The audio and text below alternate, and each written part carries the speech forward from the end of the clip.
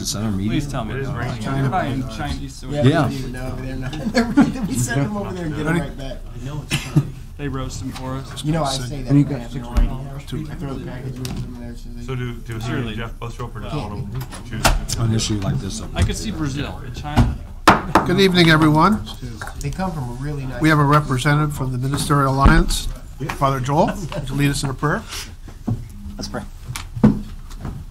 O heavenly King, the Comforter and the Spirit of truth, who art everywhere present and fillest all things, the treasury of blessings and the giver of life, come and abide in us and cleanse us from every impurity and save our souls, O good one. O Lord Jesus Christ, we thank you for the warmer weather, the relief from the cold. We thank you for this opportunity to gather peaceably and to make decisions about our community.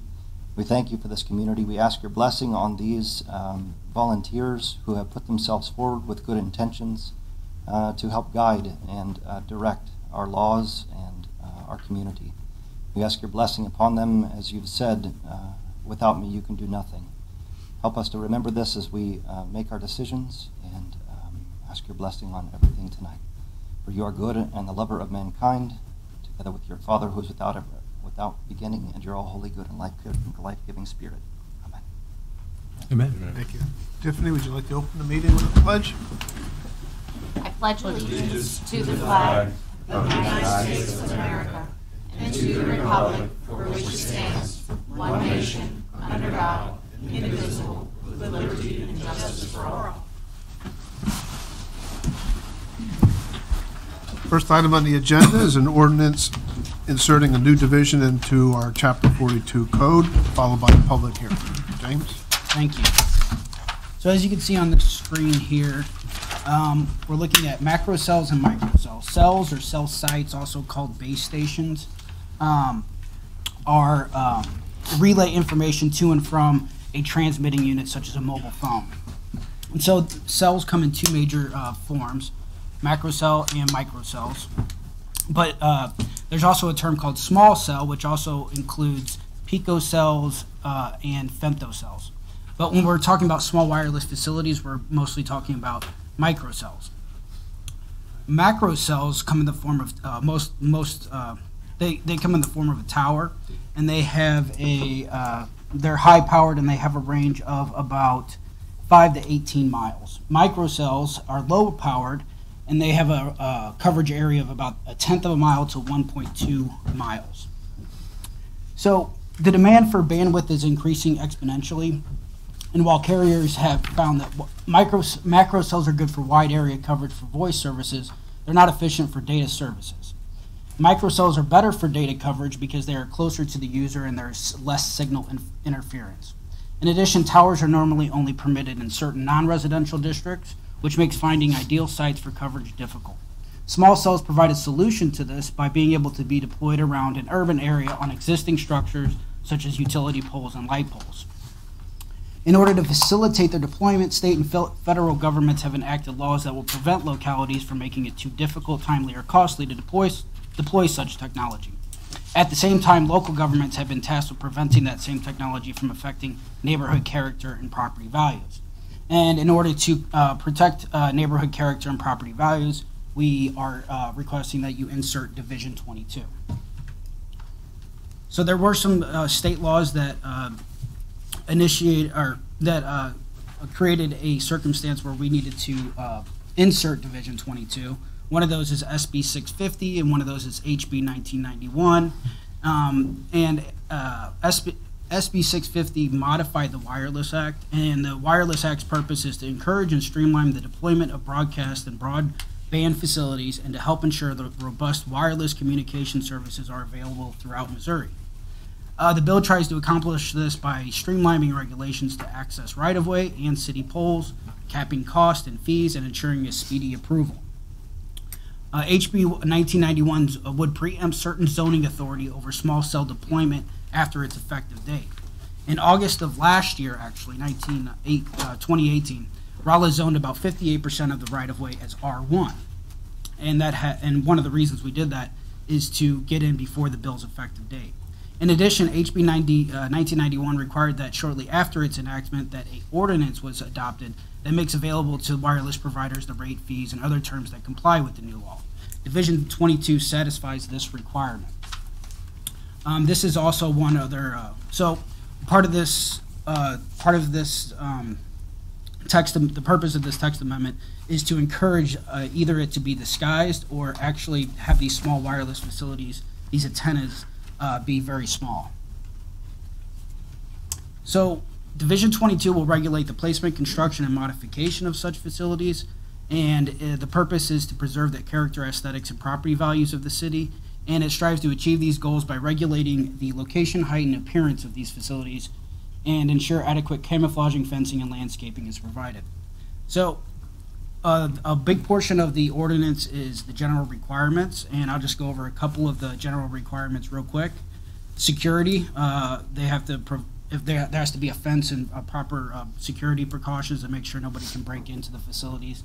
Lighting, no lighting unless required is, no lighting is required unless it's needed for planes to see it and such. So parking, there must be one spot per support structure. A support structure is either a disguised tower or a tower. The design requirements include color, height requirements. They may exceed the height regulations of the underlying zoning district only if needed and shall not be greater than 120 feet. Monopole design, as you saw on that first slide, is the only type of design for towers. Otherwise, they have to get a conditional use permit.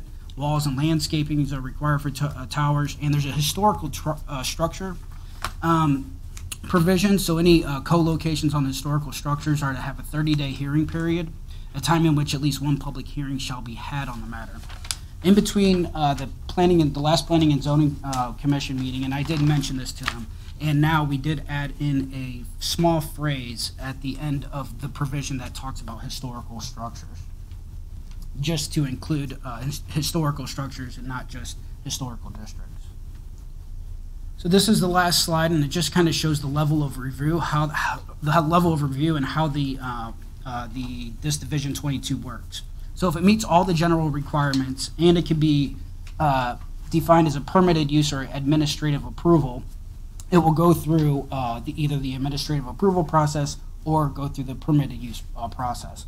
The permitted uses are basically what were preempted, what the state preempts zoning authority on. So co-locations on existing support structures, antenna on high voltage towers, antenna on existing buildings and structures except for 1 and 2 family dwellings, and new replacement and modified authority poles, all zones except single family.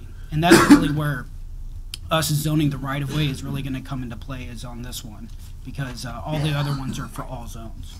And now if it's not one of these, then it can either be a disguised support structure or a fast-track small wireless facility on existing structures. A fast-track small wireless facility is less than 7 cubic feet, and there's other requirements, volumetric requirements. So if it doesn't meet general requirements, or it does meet general requirements but cannot be defined as a permitted use or an administrative approval, then it must go through the conditional use permit process.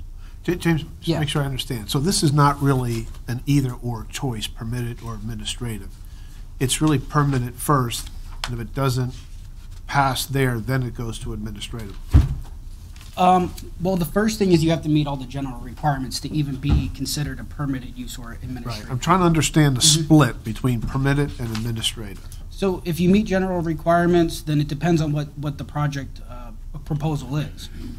So it basically, if it's for example, if it's a co-location on existing support structure, it's automatically preempted by state law and it's a permitted use. If it's a disguised support structure, it has to go through the administrative approval process. Okay, so what is the administrative approval process? The administrative approval process is almost exactly like the permitted use process. You fill out an application, you provide such things as structural analysis, proof of owner consent, attestation of meeting volume. Who's the approval? Is that the council? Is that the planning and zoning? Is that the city administrator? It's the community. It's basically the community development director puts the authorizes the approval. Okay. Zoning would be the one that reviewed the actual application. Otherwise, it doesn't need a certification of zoning certification. but they Okay. still have to go So through the it application. doesn't need to go to council then, is that what you're No, saying? the only time it would come to council is if it's a conditional use permit. Okay. Also, if it's on a historical structure, we would have to have a public hearing. Okay, thank you. You're welcome. Thank you, and, And James, if I can just Yeah. jump in there, I think the real point is to Mhm. try and get them to put small enough equipment and amenities and to work on the decorative style, rather than have to go through the conditional use process. Right. We put a system in place that really encourages that, but if they go bigger, new, that could trigger the conditional use. yeah, Do you have more slides before I No. ask my question? no. Okay, so, the disguised use, so I've seen the pictures in here, and I've seen these things elsewhere. Mhm. My gut tells me that nobody wants to spend the money disguising these unless they have to. So, go back a slide, please. So we talk about, one more. Sorry. Right, that one. We talk about aesthetics in here, general requirements in short. Is there another section here that talks about the aesthetics? That's a little more beefy than just Yes. leaving it to the person putting the tower up to decide she wants to make it nicer and not nice? Yes, in the design requirements is where it mostly talks about aesthetics. It also talks about that in the fast track definition. It has to be of a similar. And are these design requirements written yet, or they're not? Oh no, it's all in there. The general requirements. Okay. Yeah. Page 16. There. Okay, sorry. When I read it, I missed that part. Thank you. You're welcome. So it's 42,399. H.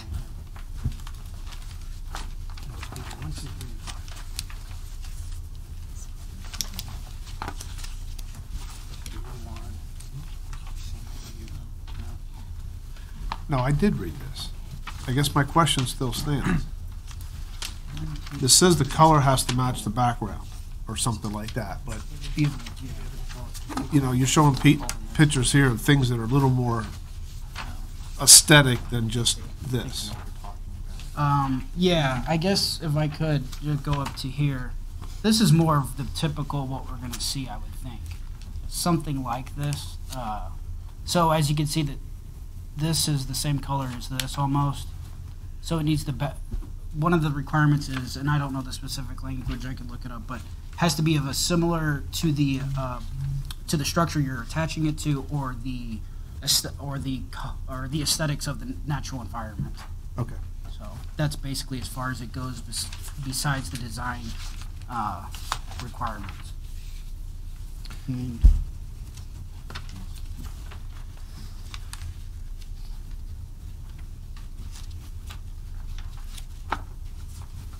So I think the key on the fast track is really going to be where we see a lot of these applications. And these applications, when we've talked with some of these providers, they're saying an application could cover 200 locations. I mean, I thought it was up to 20.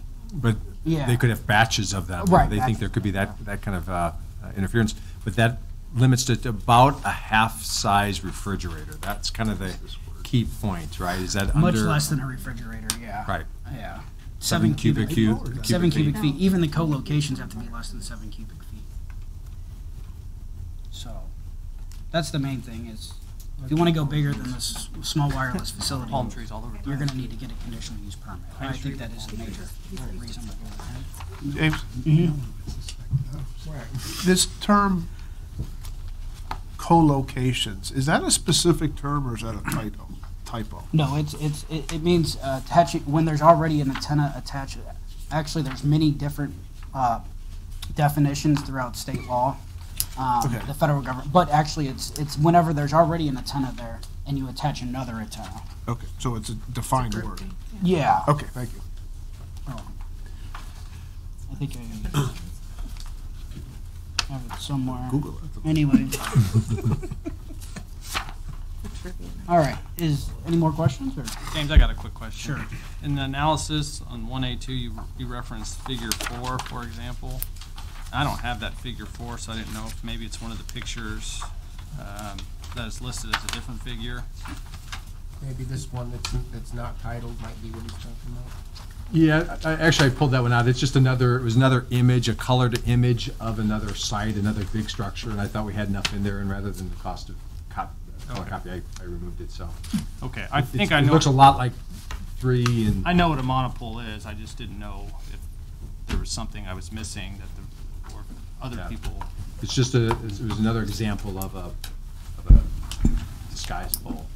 I like these palm trees. Yeah. Great on my. Something you'd see the coyote. Any other questions for James? Probably If not, I'd like to officially open the public hearing. Is there anyone from the public that would like to comment regarding this particular proposal to insert a chapter into the ordinances?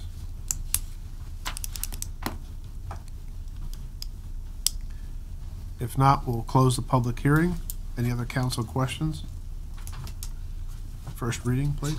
An ordinance of the City of Rolla, Missouri, amending Chapter 42 of the Rolla City Code to adopt regulations relating to communications antennas and support structures and relating to the preemption by or changes in federal or state law. Thank you. Before we go on, if you can, you might recall maybe a month ago, we did the first reading of the right-of-way ordinance. It's the sort of the complementary ordinance with this one. We're going to bring that back to do final readings on both of those at the next meeting. There are no special presentations tonight. Moving to old business, we have 2. The first is an ordinance authorizing me to execute a license agreement. Darren? Mike Wisner of St. Maria's LLC is requesting a license agreement to install an entrance sign into the St. Maria's development off McCutcheon. There's a proposed layout attached. One of the things I wanted to hit on is this is not in the sight distance triangle. It is in right-of-way.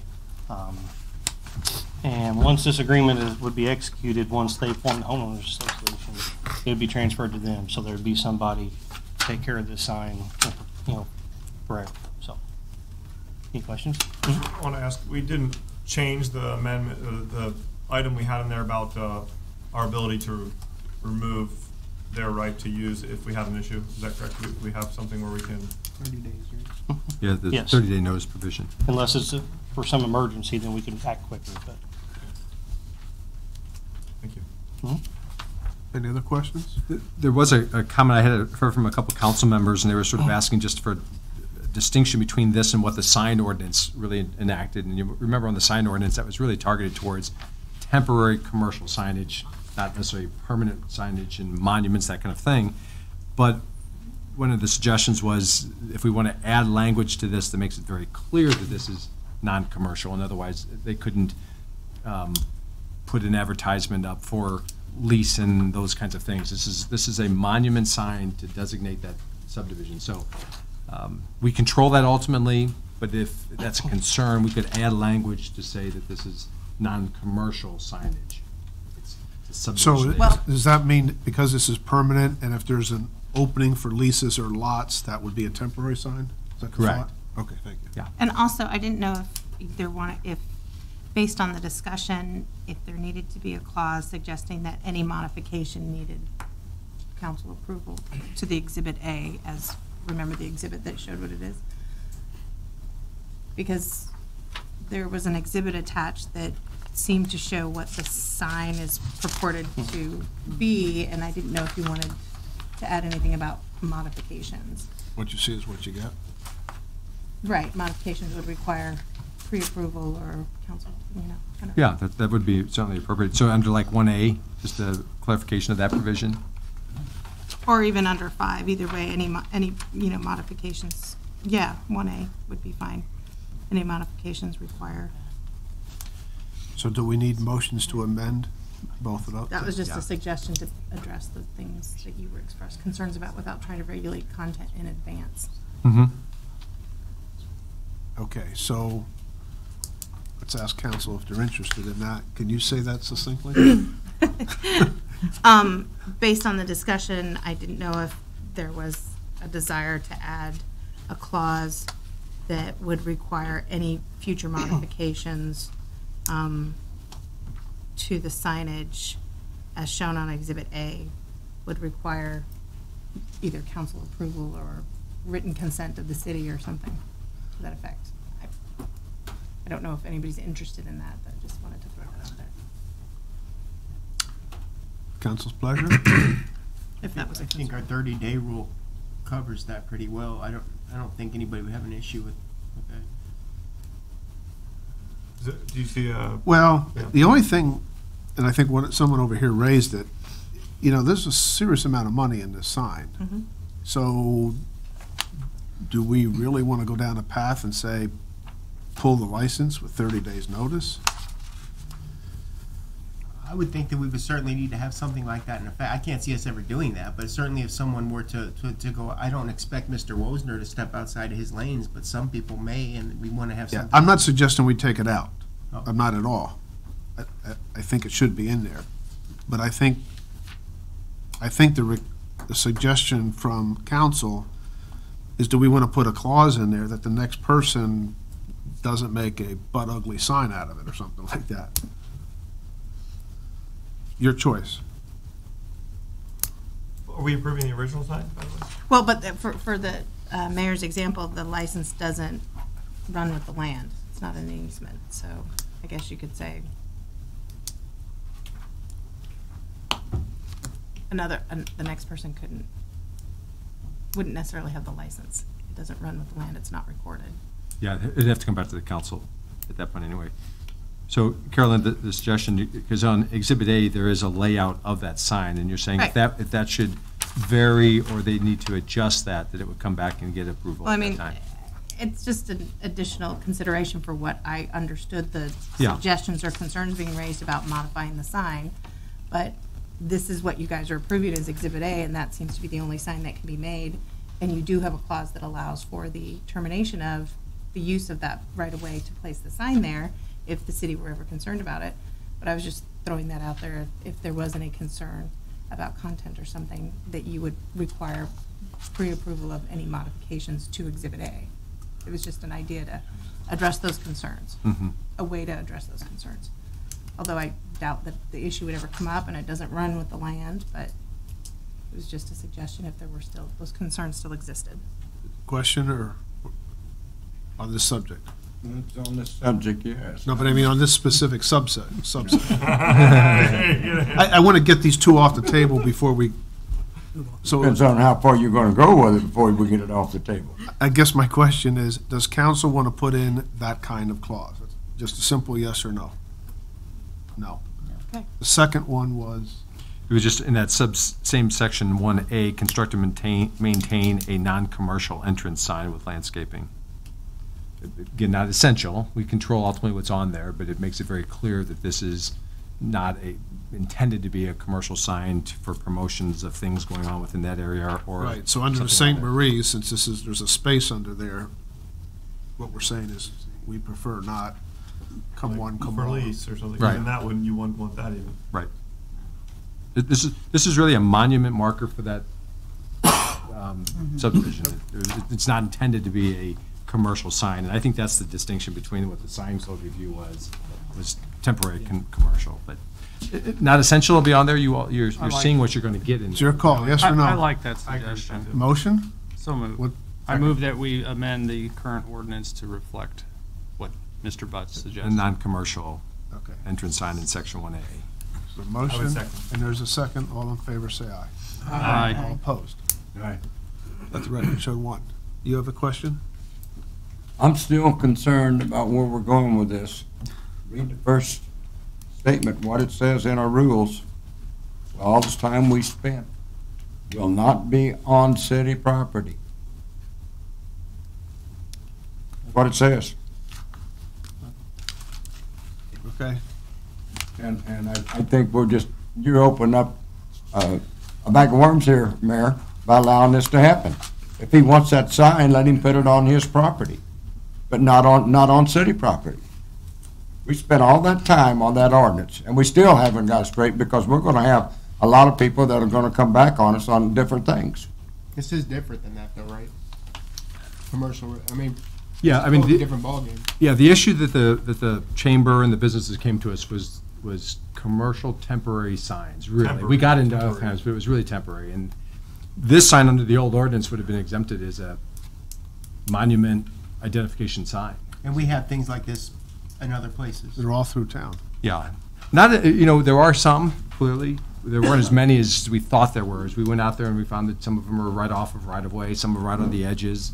I noticed the ones going into Rolla Gardens or whatever, it's actually not a sign, but there are a couple of just couple of brick monument structures. So at least this one, we're saying we're permitting that to be there under the conditions that we ultimately control that. Jody? So I guess I'm not quite as vehement as Jimmy Dale, but in the general sign provisions, the first statement does say, except where a building is located within the center city district, no private sign shall be allowed to be located within or projecting over any public property. So I guess that gives me a little bit of a pause here as to what we're doing. I mean, that seems like previous councils didn't want signs to be on the city property. So I guess that's a little bit of a concern for me. I would think that we would still want to be able to grant exceptions when. Pull your stop. I would still think that we'd want to grant exceptions when applicable, which I think this would be.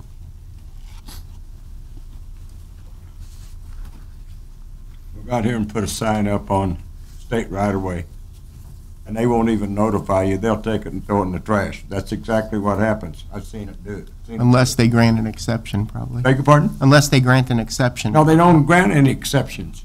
They do not grant any exceptions on state right-of-way. But we do? Huh? But we do? We can't grant anything on state right-of-way. This is city right-of-way we're talking about here. So apples and oranges again? Yes. Right.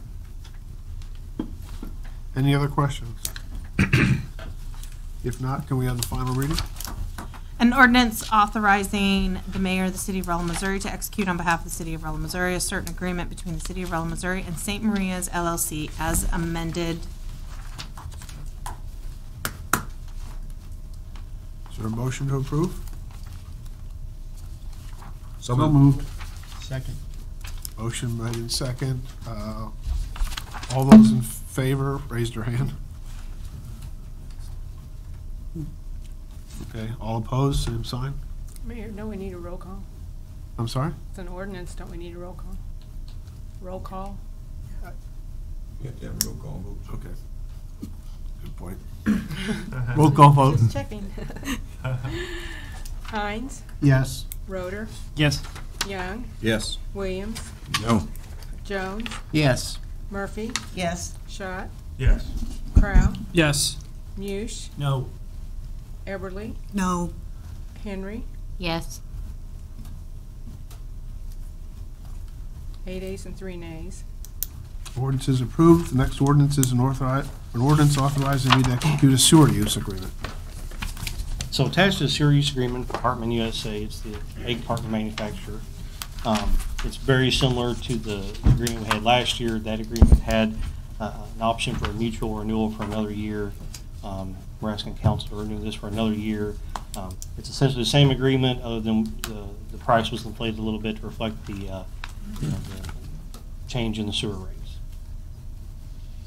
And Darren, I think our lab's going to be doing the lab work on this. Correct. Mm-hmm. They'll grab samples and bring them to us? They have been, yes. So our hope is, at the end of this agreement, we'll have a real good understanding of where they're at. They've been making a lot of changes to their processes, so they think they're where they're going to be for a while. So at the end of this one, they'll be on the standard sewer user. So normally, they would do the testing, right? Either way, Either way. for actually this first agreement, we gave them the option. They chose to do their own testing. This agreement, they. So I guess what my next question is, and I don't know what the testing cost? You know, The tests we're running from them are very minimal. Okay. I mean, it's tests that we do all the time. Stuff required to run the test is not very Okay. expensive. Just time. Just what? Just takes time. Time is money. I mean, as in, you start the test, you walk away from it, come back 5 days later and read the results. Okay. That's quick, that's good. Any questions? final reading, please. An ordinance authorizing the mayor of the city of Rolla, Missouri to execute on behalf of the city of Rolla, Missouri, a certain agreement between the city of Rolla, Missouri and Hartman U.S. Move proposed ordinance passed. Second. Motion made second, roll call vote. Schott, Yes. Muse, Yes. Jones, Yes. Williams, Yes. Hines, Yes. Young, Yes. Schroeder, Yes. Henry, Yes. Crow, Yes. Eberly, Yes. Murphy, Yes. 11 A's. Ordinance is approved. No new business. Moving on to claims and/or fiscal transaction. We have one, which is a resolution authorizing financing of the CAD system. Yes, sir. I'm asking that you all approve a resolution for the police department to allow the Phelps County Emergency Service Board to finance our portion of the new CAD and report management system. They have agreed to do this for us at a 2% interest. Our first payment will be due on November 1st of this year with the new budget. Are all the entities paying in 5 years? Every other entity just paid cash. They had the money to pay up front. We're the only ones. So I guess I financing it. shouldn't ask for 7 years. Okay. Duly noted. Any questions?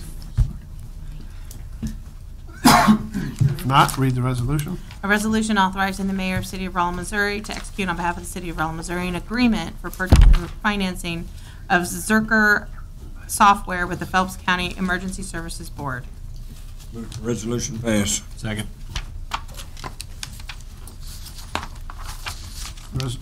Motion made in second. All in favor, say aye. Aye. All opposed? Next section, mayor and/or city council comments. One is a motion reappointing Chris Bugard for the city representative for the extension office. Move. Second. Motion made in second. All approve? Say Aye. Aye. All opposed? Thank you. Open citizen comments, communications. Do we have any?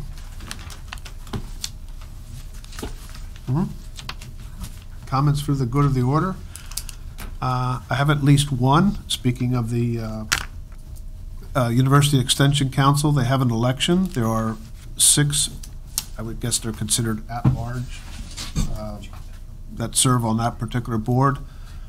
On January 22nd through the 25th is the election. You can do that online, or you can go to the county, the clerk's office in Newburgh and St. James as well.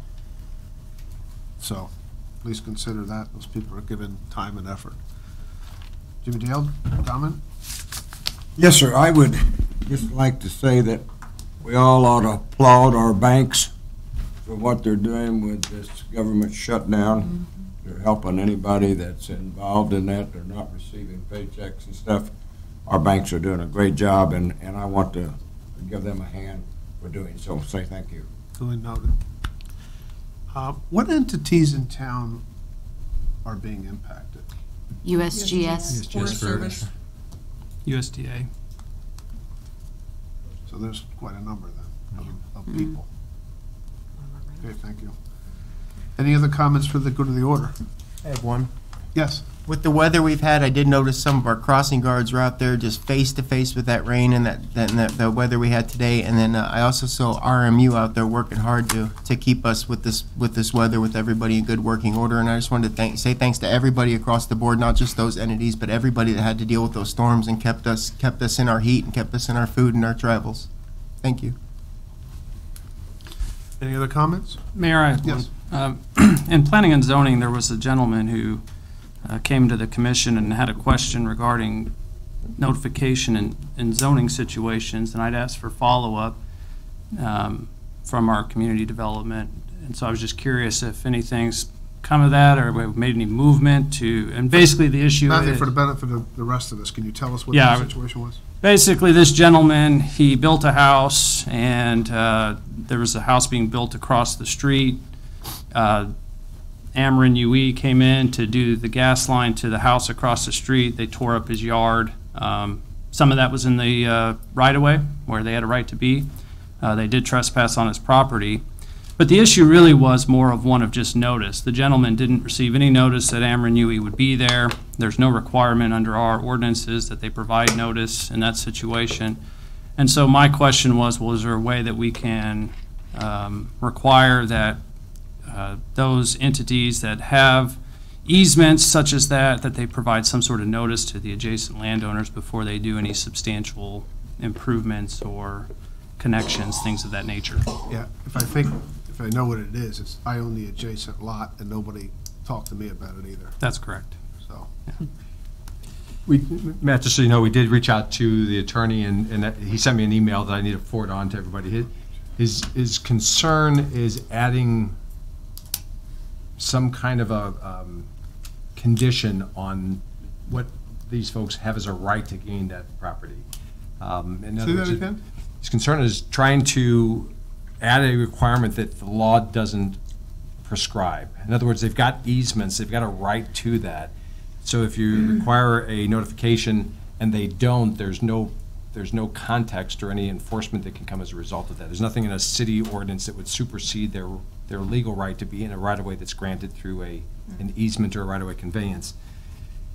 He wasn't saying that there's nothing that could be done, but if we're going to consider doing that, we almost need to do that for everyone. And then we start thinking about, really, if you think of RMU and not with Rodney here, you have to treat all those providers the same. And there's almost always something being done in the right-of-way adjacent to home. So I think what you're talking about is something more significant, or... Right. I'm not talking about where RMU climbs a pole outside my house. I'm talking about where they bring their backhoe in and start digging. I mean, Yeah, I think... didn't the damage, or some of the damage occur off the easement, though? Yes, yeah. That's the different story. It was trespassing.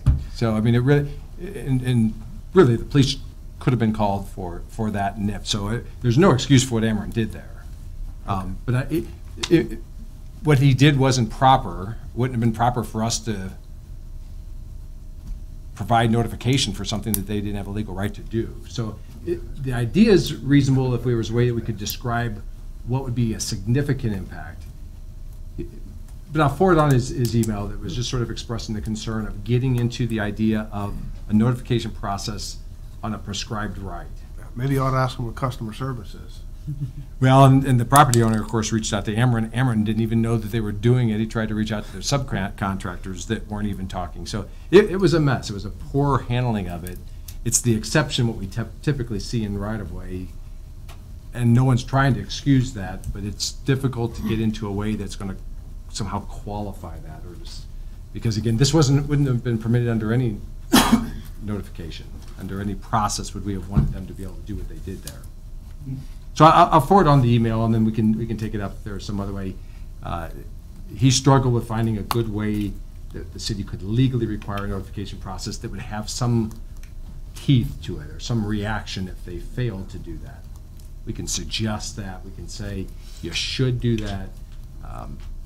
We don't have the legal authority to restrict someone's already given right in the easement. Again, going off the easement was a trespass, and the property owner could have taken that up civilly with the company. So, but I'll forward that on to all the council so they can see it.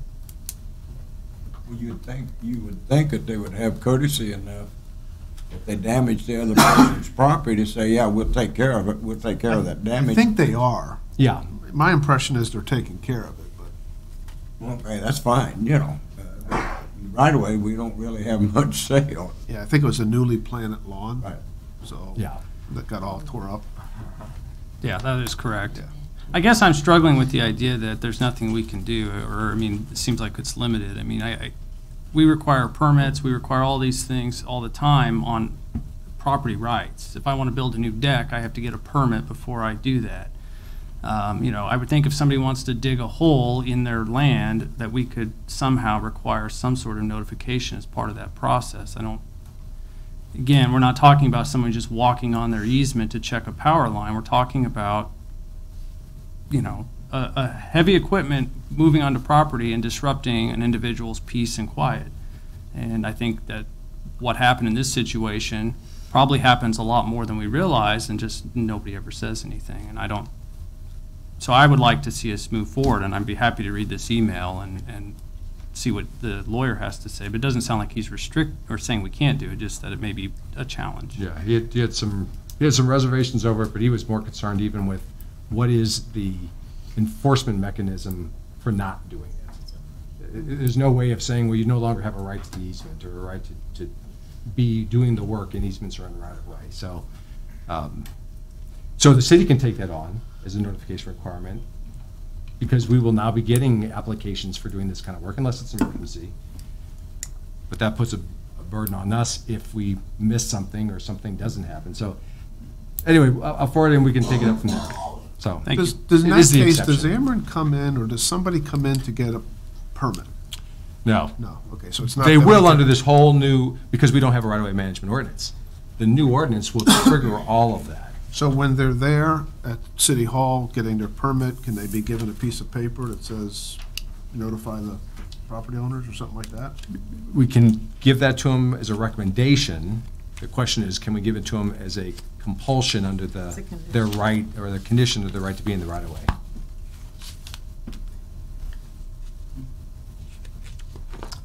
Maybe it needs further discussion or further thought. Any other comments? If not, we have two closed session issues dealing with personnel. Is there a motion to go? Move. Roll call vote? Young, Yes. Murphy, Yes. Jones, Yes. Hines, Yes. Williams, Yes. Henry, Yes. Prow, Yes. Muse, Yes. Roder, Yes. Schott, Everly, Yes. 11 ayes. I think, yes.